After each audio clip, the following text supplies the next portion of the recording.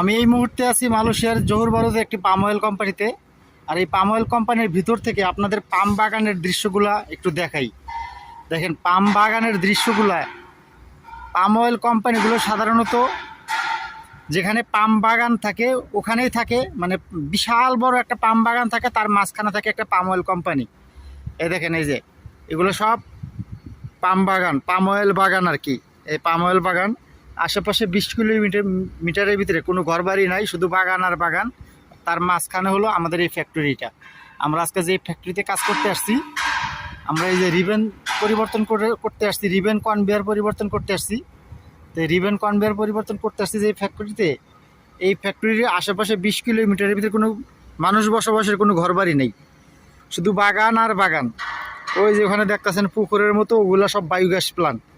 এই একই কোম্পানি থেকে কত প্রকার জিনিস তৈরি হয় জানেন? পাম অয়েল তেল তৈরি হয়, প্রথমত ভোজ্য তেল তৈরি হয়, তারপরে জৈব সার, তারপরে হলো বায়োগ্যাস।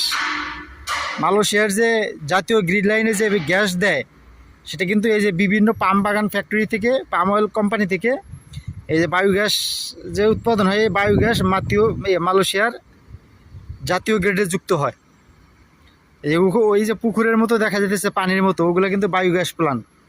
এখানে বায়োগ্যাস কোথায় আছে এখানে দেখা যাইতেছে না, ওই পাশে আছে, মানে ওই পাশটা এখান থেকে দেখা যায় না। দেখা গেলে আপনি আপনাদের দেখাইতাম যে বায়োগ্যাস প্লান্ট কীরকম এবং কোথায় বায়োগ্যাস হয়।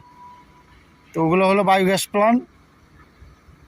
ওই যে ওই পাশেও পুকুর আছে, খাল বিল আছে, এগুলোর ভিতরে আবার মাছ চাষও করে।